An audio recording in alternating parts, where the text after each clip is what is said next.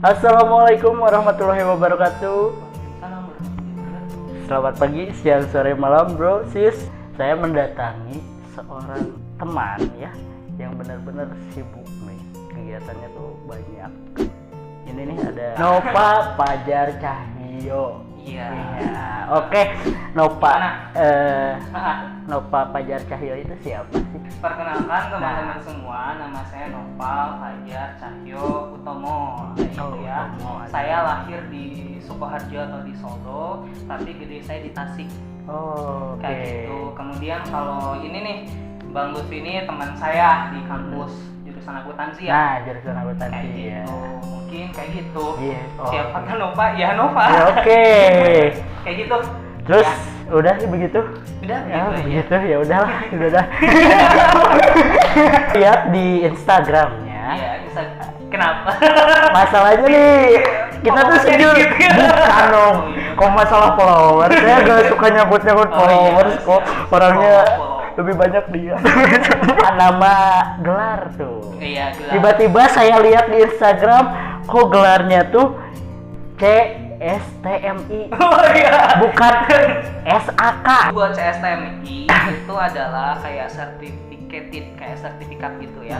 Jadi kalau misalkan kamu bergerak di bidang public speaking, itu kan ada sertifikasinya kayak trainer motivator. Itu biasanya ada sertifikasinya. Iya, benar. Nah, saya ngambil sertifikasi public speaking di situ sama group presentation di CSTMI, itu Sekolah Trainer Motivator Indonesia. Tempatnya di Jakarta. Jadi dulu saya sertifikasi di tes dan belajar lah di sana. Kemudian sertifikasi, kalau udah lulus baru dapat CSTMI. Jadi setiap saya kalau ngisi seminar, ngisi training kayak gitu saya pakai. Tapi kalau buat misalkan nama-nama sehari-hari itu nggak dipakai karena memang bukan kayak universitas kayak gitu. Ini cuma buat nama kalau kamu ngisi seminar aja. Oke, jadi ada bukti lah ya. Iya, jadi kalau misalkan kamu ngisi di perusahaan-perusahaan itu kan biasanya public speaking itu kan jarang ya. Misalkan kamu jurusan apa kuliah? Akuntansi.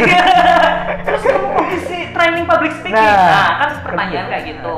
Nah, maka dari itu kita masukin yang CSTMI. Nah, saya udah sertifikasi nih tentang public speaking. Jadi untuk kemampuan insya Allah lah sudah tersertifikasi. Nah, itu kesibukannya apa sih?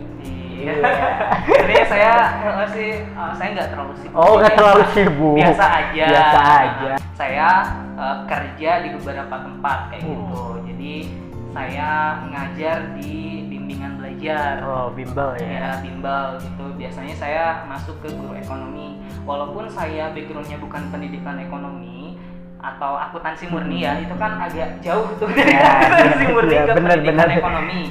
Tapi memang ketika seleksi itu banyak sekali ada. Saya dulu seleksi sebenarnya di bimbel itu ketika saya mahasiswa semester 4 gitu ya. Oh, semester 4. Semester 4. Kemudian ada lowongan tuh. Nah, nggak ada spesifikasinya itu pendidikan ekonomi. Kemudian ada juga ada akuntansi kayak gitu. Makanya saya masuk ke situ. Saingannya sebenarnya banyak sih, ada yang pendidikan ekonomi udah lulus, ada yang pendidikan ekonomi yang semester 8 atau semester 7. Tapi saya ya masuk aja, berani aja kayak gitu. Karena ketika kita udah punya skill gitu ya di public speaking, utamanya kamu bisa ngajarin ke guru gitu ya. Kalau masalah ilmu bisa belajar lah kayak gitu. Tapi kalau skill menyampaikan itu masalah kebiasaan. Bisa jadi kamu ilmunya banyak tapi kalau nggak susah menyampaikan kan susah. Iya, benar. Kalau guru itu kan biasanya yang penting bisa menyampaikan. Nah, iya. Itu dia. Lihat juga profil di Instagram, ada juga MC wedding. Ke MC wedding yang syar'i, Pak. Cuma belakangan ini kliennya nggak syar'i sih. Jadi gimana, Pak?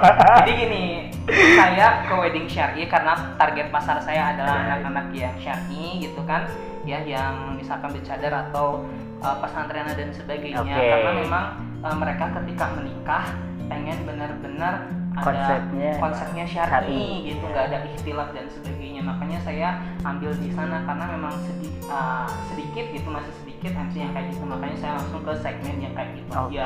Cuma tapi belakangan sekarang memang banyak konsep yang pengennya semi syar'i kayak gitu, semi syar'i. Jadi atau yang budaya adat kayak gitu, itu pun saya bisa. Cuma ya saya pengennya sebenarnya syar'i karena lebih enak Pak. Tapi kalau yang tradisional, yang budaya dan yang sepertinya itu pun nggak apa-apa, karena belakangan ini juga saya ambil yang kayak gitu. Oke, lihat juga list ada trainer. Apa tuh trainer sekolah Miracle? Oh iya. Bener ya? Bener ya? Tuh. Iya, jadi gitu. Saya juga tadi kan saya guru. Kemudian MC. Juga. Saya juga ngambil trainer atau ya guru juga sih di sekolah komunikasi Miracle. Sekolah komunikasi Miracle ya. Buat teman-teman yang pengen belajar speaking dan sebagainya, ada di sekolah komunikasi Miracle. Pengen aja. Jadi ada di tempatnya soalnya. Di deskripsi. Saya ngajar juga di sekolah komunikasi Miracle karena sebenarnya saya walaupun jurusan akuntansi, sebenarnya saya suka di dunia public speaking sih. Makanya saya ambil kerjaan jadi guru, jadi MC, jadi guru di sekolah komunikasi Miracle. Semuanya dasarnya public speaking sih kayak gitu. Saya juga bikin channel public speaking belajar ya. Ada di channel saya. Nah, nanti mampir aja ke channel. Nanti ada di deskripsi awal mula kenapa berkecimpung di dunia ini nih, dunia ya istilahnya mah public speaking ya. Ya, saya mulai public speaking pertama itu SMA Pak. Nah, jadi ketika kuliah semester 1, semester 2 tuh saya nggak pengen ke public speaking, saya pengen fokus kuliah. Semester 3 ke sana ternyata public speakingnya berguna. Gitu, makanya dan juga menghasilkan. Makanya wow. Pertama saya di SMA dulu, pertama kali saya ngisi seminar itu seminar tentang UN. UN. Jadi ketika tahun 2014 saya mau UN, kan saya SMK ya Pak. UN itu SMA dulu baru SMK. Ya. Nah, saya sebelum saya UN, saya disuruh ngisi seminar UN kepada SMA. Anda bayangkan? Saya belum tahu apa-apa tentang UN, tiba-tiba harus ngasih seminar tentang UN. Untuk anak SMA.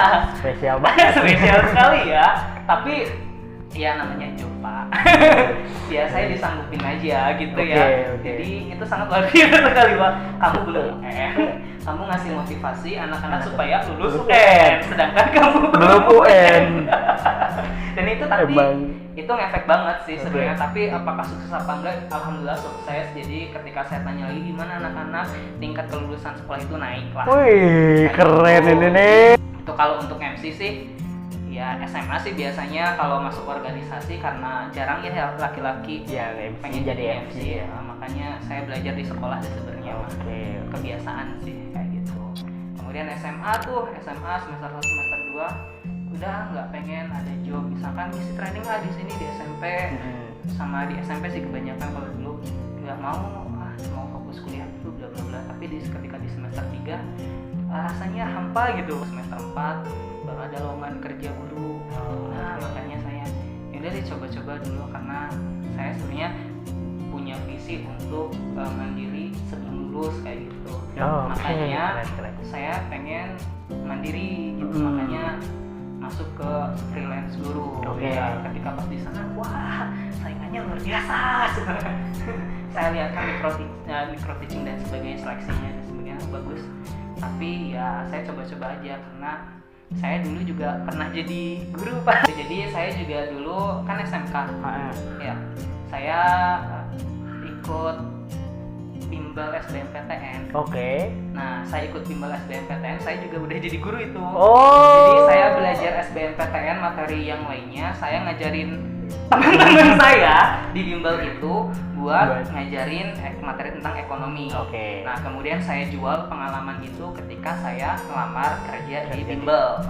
Ya, kalau bimbel sih sebenarnya yang pasti-pasti aja. Kamu ngajarnya bagus, ada pengalaman. Masalah sarjana dan sebagainya kurang tahu ya, tapi ketika kamu udah punya pengalaman, kemudian udah punya keahlian ngajarnya kayak gini bagus, ya mungkin mereka lebih memilih saya. Kayak gitu. Ternyata itu awal mula ngajar. Kemudian kalau masalah MC, kalau MC itu dulu sebenarnya ketika saya masuk sekolah komunikasi Miracle itu saya kaget sebenarnya Pak. Tiba-tiba kaget. Kenapa nih? Tiba-tiba kaget.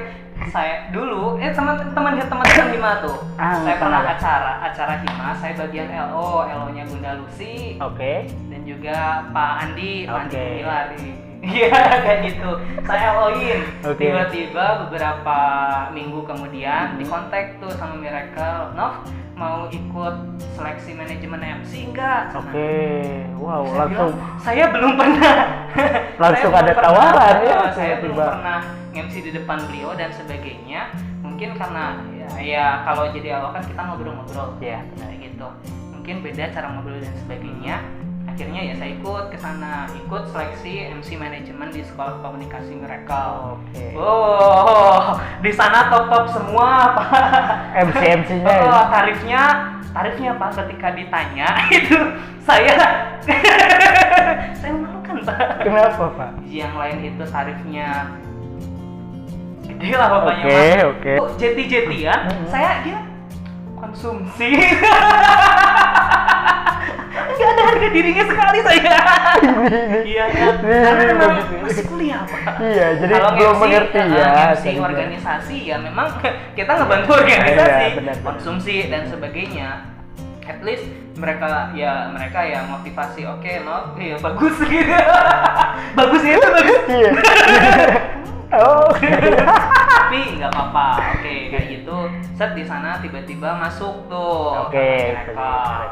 Udah deh di Miracle diajarin kalau kamu pengen agak sedikit profit gitu MC-nya diarahin ke MC wedding. Nah, karena wedding ini banyak ya, banyak. Setiap bulan adalah ya gitu. Dan juga banyak wedding organizer. Jadi kebutuhan akan MC pasti banyak kayak gitu. Nah dari situ saya mulai belajar deh ngikutin Pak Asep Muslimin untuk MC, jadi asisten MC Pak. Asistenin Pak Asep, asistenin kadang Bunda Lucy, diasistenin itu ngikut sama ikut wedding organizer, ikut jadi WO. Tiba-tiba ya udah kayak gitu pengalamannya di situ. Kemudian masuk kelas Miracle juga, kelas MC, dikasih tahu teknik-teknik dan sebagainya. Akhirnya di sana ketika kamu udah belajar teorinya komunikasi, kemudian udah belajar secara langsung atau lihat langsung gimana cara MC dan sebagainya, akhirnya udah jadi gitu. Dan juga sekolah komunikasi Miracle juga banyak banget bantu saya buat cari job dan sebagainya gitu. Ketika awal-awal, Nov, ini job, saya udah ada MC di sini, coba kamu belajar, siap, dilepas sendiri, dilepas, akhirnya bisa. Sekarang akhirnya sampai sekarang gitu kan. Alhamdulillah. Kalau ketika ditanya gitu, nasi bungkus. Punten aja nama.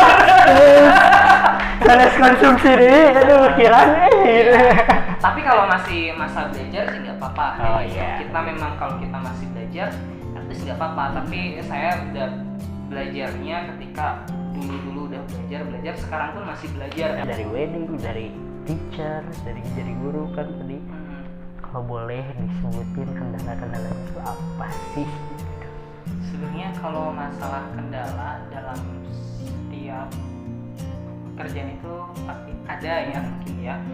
Tapi sebenarnya kalau yang saya rasain ketika ada kendala kan kita udah punya tim tuh, ada di tim WO dan juga sebagainya. Sebenarnya aman-aman saja karena nggak ada kendala yang nggak bisa kita selesaiin sebenarnya. Kita punya tim WO, saya juga punya guru-guru yang sangat luar biasa sekali. Pak Asep dan juga ada Bunda Lucy, ada juga Irfan. Saya suka nanya-nanya tuh kalau ada kendala. Misalkan ada kendala di wedding, saya gini bisa diselesaikan nggak? Kalau bisa berarti sama saya, kalau nggak bisa saya koordinasiin sama mereka, langsung dijawab tuh. Alhamdulillah tuh, jadi lancar-lancar aja sih kendalanya untuk MC untuk MC sebenarnya. Cuma memang ketika jadi MC ini tantangan sih sebenarnya. Tantangan lebih ke apa sih tantangannya gitu mungkin ya. Nah kalau sebenarnya tantangan menjadi MC itu adalah gimana kita untuk menjaga mood si audiens kita. Karena nikahan tuh dari pagi tuh Pak ya, dari pagi sampai jam 2 ya. gitu ya. Jadi memang kita harus menjaga mood si tamu-tamu, kita harus menghormati mereka. Benar. Dan juga harus menjaga mereka supaya mereka teh nggak pengen cepat-cepat pulang kayak gitu. Jadi supaya si tamu-tamu ini pengen untuk menyaksikan sampai akhir teristimewa di hari pernikahan itu. Kita jaga moodnya dan juga kita jaga waktu. Nah, waktu ini kadang kan di wedding itu waktunya itu suka melebar kemana-mana gitu ya. Nah, MC itu salah satu tugasnya memang seperti itu Pak. Jadi kita harus menjaga waktu. Tiba-tiba perwakilan dari KUA tuh misalkan ya, petugas KUA-nya telat datang. Nah, kita harus ngapain? So, atau misalkan petugas KUA tiba-tiba jadwal jam 9 datang jam 8, kan bingung kita.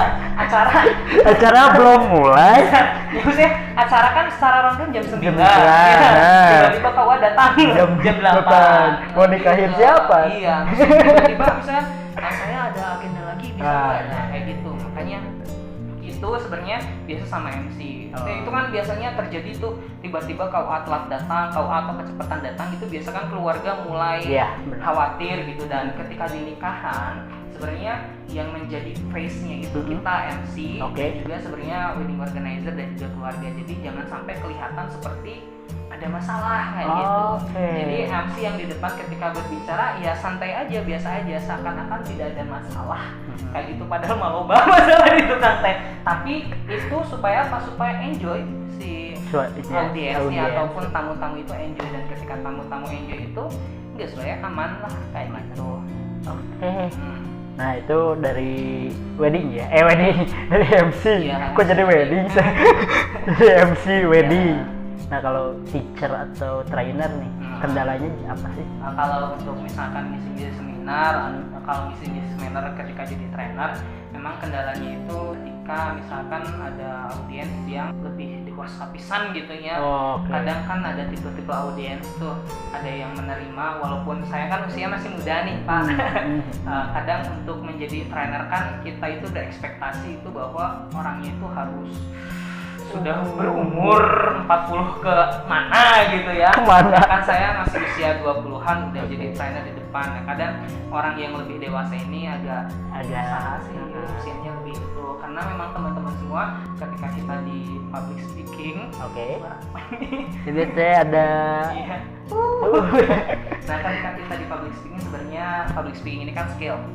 Beda sama misalkan ketika kita kuliah, kita kan itu kan ilmunya ilmu apa ya namanya itu, pokoknya mah dipelajarin lah gitu ya. Nah, ada S1, S2, SAK dan sebagainya ya, itu standar ilmu pengetahuan. Sudah ada ilmu pastilah istilahnya. Nah, kalau public speaking ini kan skill. Jadi makin banyak pengalaman kamu ketika di public speaking, maka kamu akan lebih hype lagi daripada yang lainnya kayak gitu. Jadi buat teman-teman yang misalkan sekarang masih SMA, teman-teman semua sekarang boleh nih langsung belajar public speaking, karena nanti ketika di semester 1, semester 2, semester 3 teman-teman itu ketika di kuliah itu harus presentasi. Dan alhamdulillah sebenarnya saya ketika kuliah semester 1, semester 2, semester 3 setiap matkul yang ada presentasinya saya udah bisa nge-keep bahwa nilainya itu pasti A. Kayak gitu, nilai yang lainnya juga A sebenarnya sih. Pasti A gitu. Ya saya bisa memastikan bahwa ketika kita presentasi pasti saya dapat A di situ ketika ada mata kuliah yang presentasi kayak gitu. Kalau masalah matkul yang nggak ada presentasinya, saya masih agak deg-degan lah. Ini A enggak kayak gitu. Tapi kalau ada matkul yang ada presentasinya, saya udah nge-keep pasti itu A.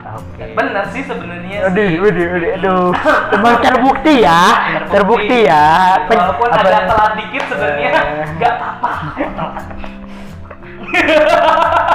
Jadi guru mungkin ya sebenarnya karena saya basicnya bukan dari pendidikan, memang agak sulitnya itu ketika bikin materi RPP gitu ya. Bikin yang dulu kan saya memang kuliahnya ekonomi murni atau akuntansi murni, bukan guru. Jadi untuk masa RPP itu saya nanyain sih sebenarnya. Dan sebenarnya saya jadi guru itu bukan pengen jadi guru ketika nanti lulus, tapi saya cuma pengen belajar gimana caranya mendidik dengan benar. Ya, karena nanti ketika kita sudah menjadi kepala keluarga, kita harus bisa mendidik anak dan istri kita supaya menjadi anak yang soleh dan istri yang soleh. Nah, itu tujuan Iya. yang benarnya gitu kan. Ya, di atas selalu cipi. Aduh, gitu ya. oke. Masih free kita sistem taruh. Benar. Tuh, makanya akhwat bisa Iya, bersiap ya. Iya. Kirimin CV apa? Iya. Kirimkan cipi ke.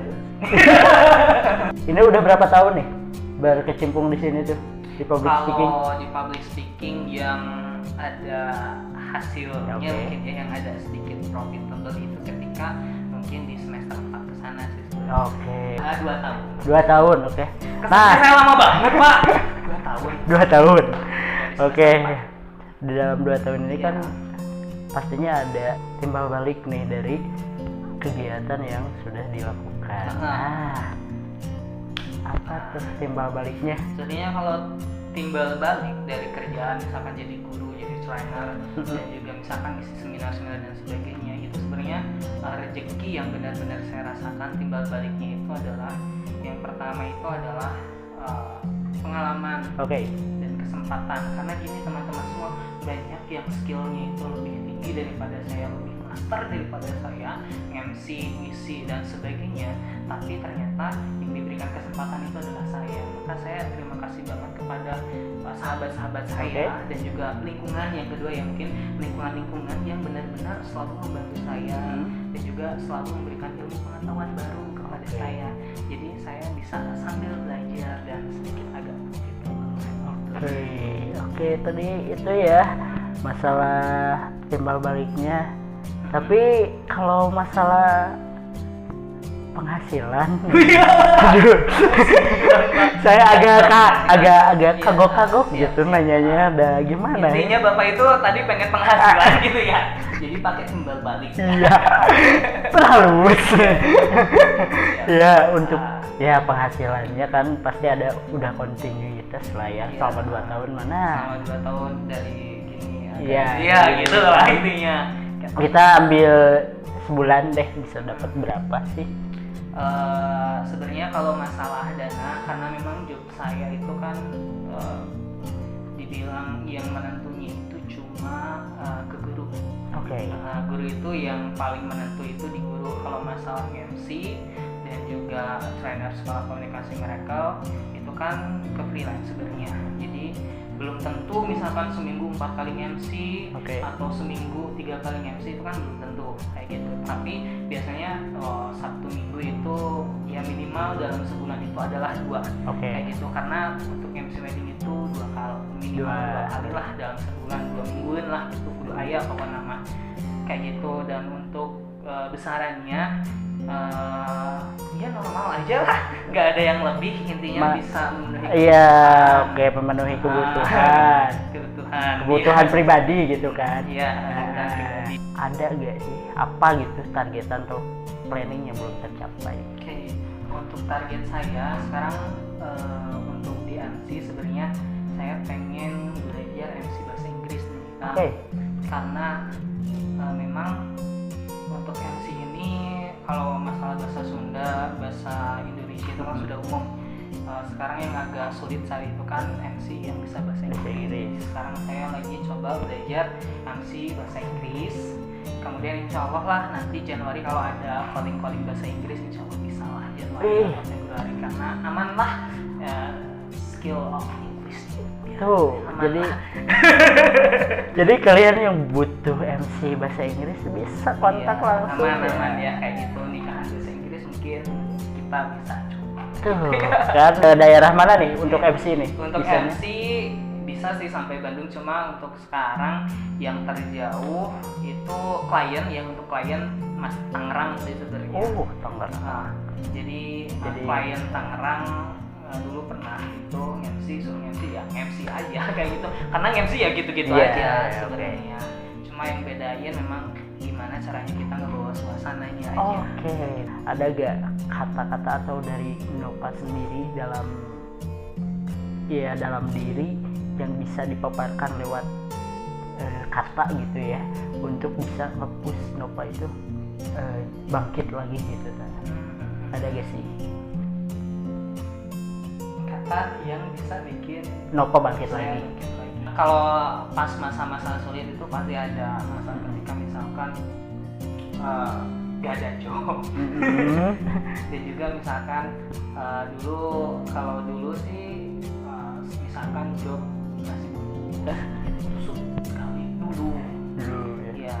Tapi memang dulu ketika kita sedang belajar, jadi biasa aja ketika kita sedang belajar. Ingat teman-teman semua, teman-teman harus paham di mana fase kamu sedang belajar maksudnya dari nol, cari pengalaman, fase di mana kamu udah punya sedikit pengalaman, fase di mana kamu benar-benar udah expert, profesional.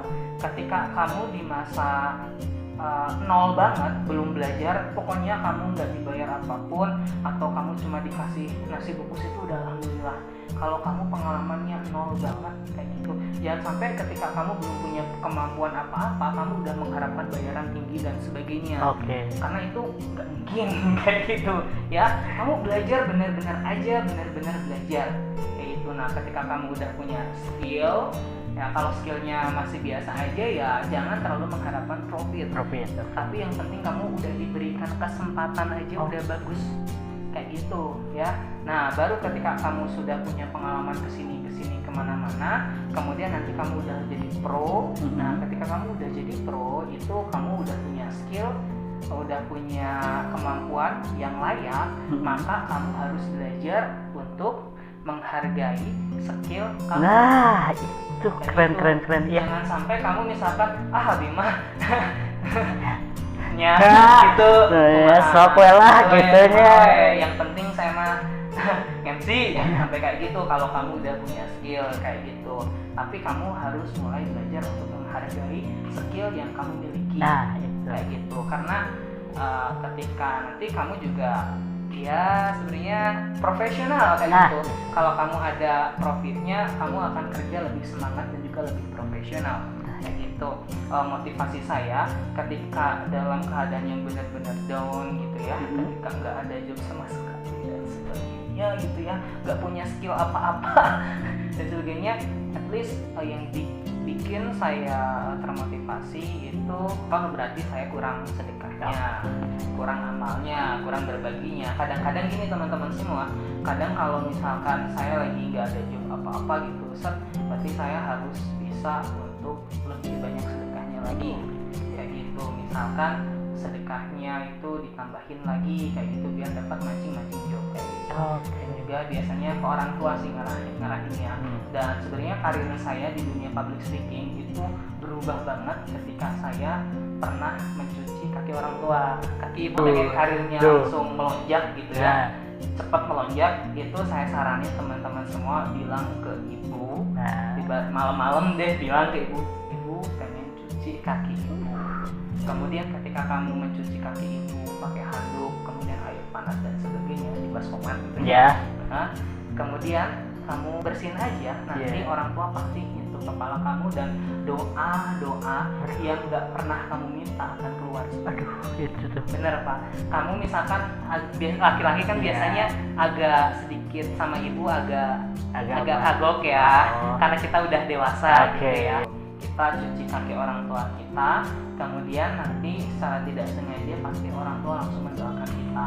Doa-doa yang gak kamu harapkan seperti rezeki, jodoh dan sebagainya pasti langsung keluar dari orang tua kamu. Dan sebenarnya saya juga sempat nangis, orang tua nangis, soalnya aneh. Ini ya tiba-tiba ya. tiba-tiba. Tapi nggak apa-apa. Saya mikirnya ketika sebelum cuci, wah ini kayaknya momen kocak. Tapi ketika saya mulai coba, nggak jadi kocak banget. Jadi malah kayak gitu, benar-benar sedih dan langsung keluar semua doa. Dan setelah itu mulai job MC ada, itu training ada dan sebagainya, jalan-jalan dipermudah kayak gitu sih. Sebenarnya kalau ada di masa sulit, sebenarnya kalau saya benar-benar sulit, saya langsung cuci kaki ibu saya, langsung benar-benar minta izin supaya dikeluarkan dari masalah ini. Dan alhamdulillah ketika saya udah cuci kaki orang tua saya, langsung semuanya. Memang nggak ngerti ya, memang mungkin ridho orang tua adalah ridho Allah. Menarik banget ya ngobrol sama Nova, gak kerasa gitu waktu sudah berlalu ya. Oke, kalau mau order MC atau apa, bisa kemana nih? Oke, untuk teman-teman yang pengen weddingnya special dan juga apa hikmat gitu ya, elegan. Oh iya. Teman-teman bisa kontak saya di Instagram @novafcu. Nah, Di situ teman-teman tinggal DM aja untuk nomor telepon dan sebagainya, semuanya lengkap di sana di Instagram saya. Kayak gitu, tinggal telepon aja kayak gitu. Kemudian buat teman-teman juga yang pengen belajar public speaking, yang ingin punya penghasilan sebelum lulus kuliah, pengen bisa MC dan sebagainya, ikutin channel saya. terima kasih Bung Nova ya, Om Nova ya, sudah bisa main ke channel saya ya. Oke, see you, bye. Yuk.